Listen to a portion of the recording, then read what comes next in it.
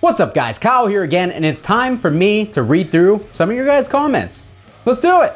First comment comes from Garrett Seggers, and he says, how does it compare to a Gibson Explorer in terms of weight, proportions, and size? Garrett is commenting on the video for the Balaguer Typhons that I released yesterday. The Typhon is a new model from Balaguer that is very Explorer inspired, shall we say. It's very, very similar in shape. As to how it compares to the size, shape, everything else of a Gibson Explorer, it actually fits perfectly in my Gibson Explorer cases. So if that tells you anything, it's very close in overall dimensions and in overall shape. Now, what the Typhon brings to the table on top of being pretty much 100% customizable as far as body wood, construction method, scale length, pickups, everything else, is it has a tummy cut on the back of every single model. So every single model has a tummy cut on the back, and it just makes it a lot more comfortable to play. Now, there is actually a beveled version of the guitar too, where it's not flat top like a Gibson. You can either get it flat top with a pick guard,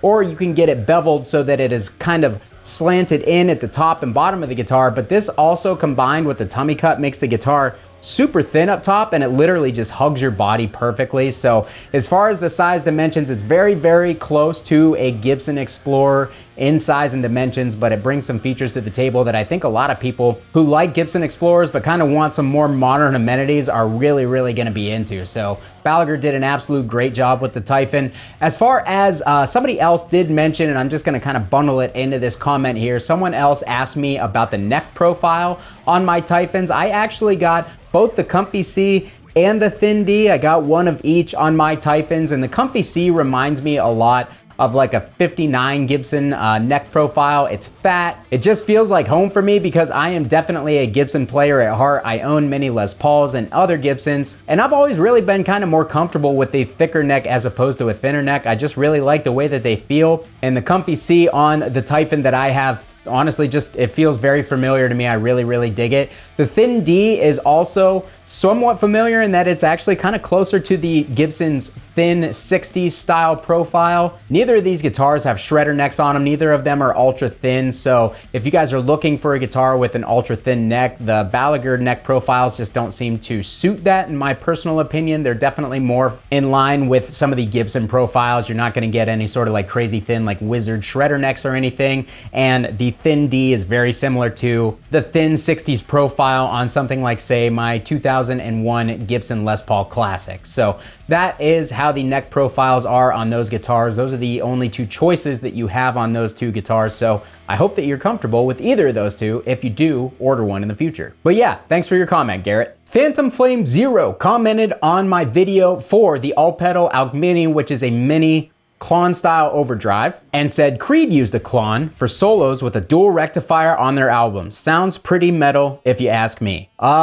I don't really consider Creed metal at all. They're definitely more of like an alternative slash butt rock band. Now, guys, we all know that Tremonti is a phenomenal guitarist. Mark Tremonti is awesome. He's also got some awesome signature gear out there, and he's very well known for having an awesome guitar tone. How many more times can I say awesome? But with that being said, I don't think anybody would say that Creed is his best work. Now, the band does have some good song structures and some good writing, but there is that whole thing where Scott Stapp is the lead vocalist, unfortunately.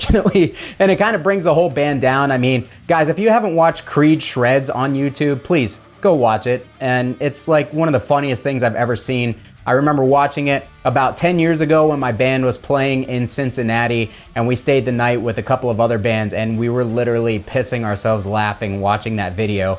We were also delirious from not sleeping, but that is one of my fondest memories of playing a show, is hanging out with the dudes in CDC and literally just laughing until we were crying at Creed Shreds. So yeah, go check that out. But anyways, yeah, I don't really consider Creed a metal band whatsoever. Definitely, like I said, more of an alternative rock band. If you think that Creed is a metal band, not that I'm trying to be some sort of weird elitist gatekeeper, I'm just kind of shooting straight with you. They're not metal. That's not a metal band by any means. Now, some of the other stuff that Tremonti has done can definitely be considered metal or fit into the metal genre. But Creed just isn't really it. Blaine Gibson commented and said, excited to see what rig you'll be using with Represent when y'all come to Michigan in a few months. Thanks for the comment, Blaine, and yeah, I have gotten a lot of new amps recently that all of them would work really well for the drop C hardcore thing, the straight edge hardcore band that I play in, Represent. I've played in this band for 15 years now, good lord. But anyways, yeah, we're not totally, you know, buried underground yet. We still play shows here and there. We have a full-length album on the back burner. Obviously, Bushido Code has kind of taken over as my priority, and Human Animal also has become a priority to me. Represent is kind of just one of those bands where it'll probably never die because Derek, the singer, is just one of those dudes that can't let things die. No, but for real, Derek has always been passionate about the band, and I respect that. And I'm the longest running member in that band other than him. And because we don't do that much, I just don't really see any reason to quit. I still enjoy playing shows and going out and hanging out with people with that band. So yeah, we have a show coming up in Grand Rapids, Michigan in April. What rig will I bring? I don't know. Honestly, I really don't. I'm really liking the Engel Powerball a lot lately. I think that would do the drop C hardcore thing really well. Also really kind of getting into my Omega Grandifier after owning it for a while and not really playing it that much. I've been playing it a lot recently and really have been just absolutely loving it. It's such a ridiculously good sounding amplifier. So the Grandifier is definitely high on the list, but then I went ahead and played my Metzabarba Trinity today, and wow, that thing sounds absolutely ridiculous. So I am absolutely blessed in the fact that I have so many awesome amps and cabs and guitars to choose from. Like literally, I got a KHE audio switcher today. It's a 4x4 amp and cab switcher. You guys will see a video of it here in the very near future. It's literally set up behind me with all these awesome amps and cabs, but I was going through and I'm like, dude, I literally can't believe the amount of stuff not only that I have, but I'm able to choose from, and how awesome it is that I'm able to have all this stuff, and how awesome it is that now I have a YouTube channel where I can share it with you guys, because before, it was cool and it was fun to collect, but it definitely takes on a whole new meaning when I get a new amp or a rare amp or a new cab or something that there's just not a lot of info out there about, and I can share it with you guys. That just ups my level of excitement times 100, because now it's not cool just for me. Like if I can shed some light on a piece of gear that not a lot of people have heard or played or know a lot about, that makes it way more fun for me, and knowing that people can learn and use this channel as a reference point for all sorts of really cool gear and a lot of obscure stuff and stuff that's no longer made, that just makes me really happy. Honestly, I'm really glad that you guys dig what I do here, because really it's just like me nerding out on gear and you guys kind of hanging out with me at the same time, and that's super cool to me. Again, it just makes it way more exciting. And even as something as simple as going through and trying to figure out what rig I want to take to a show now becomes more exciting, because I'm like, man, I could make a video just about this and share it with you guys and see what you guys think about my thought process or what I chose and everything. So yeah, I will definitely in the future, when I go to play shows, I will document my live rigs for you guys. Just make a short video out of what I chose, why I chose, and which band I chose it for, and that way you guys can kind of get a little peek into the belligerent amateur tone search. But yeah, anyways, Blaine, I will see you in April, and anybody else in the Grand Rapids, Michigan area, hopefully I'll see you guys there too. Come hang out. Let's talk about gear. Next comment comes from Ben Peasley, and he says, subscribed based on the carb overload comment alone. All kidding aside, you put out some great videos. Question, what is your DAW and interface setup? Hey Ben, glad to have you. Thanks so much for subscribing. And yeah, the carb overload needs to stop. I'm starting to get kind of a gut here. I can't let this keep going. But anyways, as far as my DAW and my interface setup, I have a couple of different interfaces, and really I've been using pretty much the same one for a really long time now. I have an audio box, PreSonus Audio Box 1818 VSL. I actually have two of those. I purchased them both for like ridiculously cheap, used from Guitar Center. I think I got each of them for like $120 each. So I purchased one to leave here at home, and I purchased another to leave at my practice spot for recording drums. I also have the 44 VSL, which is the 4 input or 4 mic preamp version of the 1818 VSL. Now these had built-in processing in them to where you could use different effects and everything right inside of the unit, but that has been phased out. Actually, these things are pretty old. I'm actually kind of looking to upgrade my interface here soon because I'm going to be recording my own like 4 or 5 song hardcore EP, and I kind of want to upgrade my interface just because this one is a little bit outdated. But for the time being, I mean, they serve every purpose that I need them to serve. They have done all of my YouTube videos. They have recorded multiple band demos for Bushido Code. I'll mic up the drum kit and all the guitars and everything with one of these interfaces and get a really, pretty good sounding demo track that we can send to our vocalist in North Carolina in order for him to, start kind of putting vocals down to the songs, to the demos, and bouncing ideas off of us and stuff. I also have a Focusrite 2i2 3rd gen that I really dig.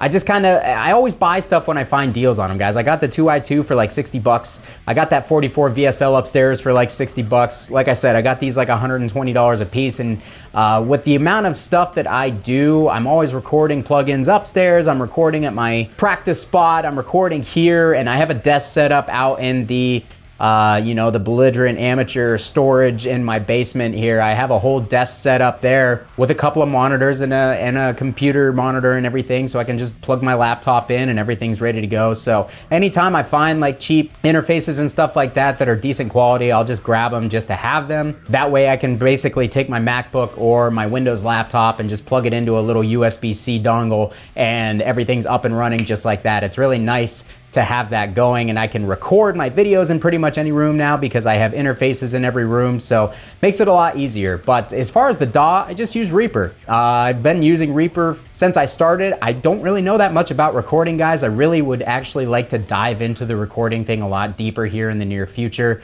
I don't know if that's something that you guys are interested in seeing. A lot of you guys express interest in me kind of documenting and showing you guys the recording process of me recording my 4-song, 5-song EP, whatever it ends up being. So I'm definitely gonna do that.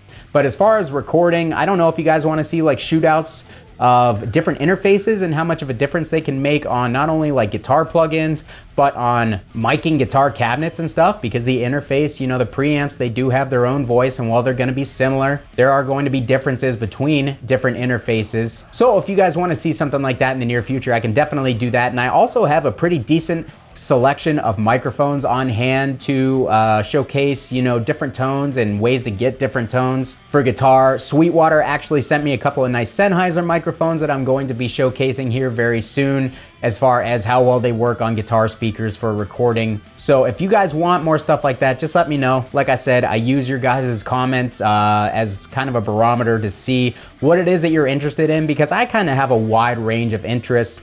When it comes to guitar and drums and everything else like that, I'm really interested in recording. I'm really interested in speakers and different cabinets and everything. So as much stuff as I am interested in, I will always float it by you guys to see if you're interested in seeing me make a video out of some stuff that's not just me sitting there reviewing a guitar amp or a pedal or something like that, because I kind of like to keep things fresh. I kind of like to get all of my music related things into the channel if I think it's going to help you guys. But I won't know that unless you leave your comments down below and let me know that you are interested in that stuff. So yeah, like I said, kind of wrapping it up. AudioBox 1818 VSL is primarily what I use for all my YouTube stuff. Sometimes I'll use the Focusrite if I'm in a different room or something like that, just because it's more portable. And then I use Reaper as my primary DAW for both YouTube and for recording my own projects and everything, because it just works. It works. So that is gonna do it for me today, guys. Thanks so much for watching. As always, for next week, leave your questions down in the comments and I'll be sure to get down there and try to answer them as best I can. If you'd like to support the channel and what I do here, down in the description of this video are all my support links, including my Sweetwater affiliate link.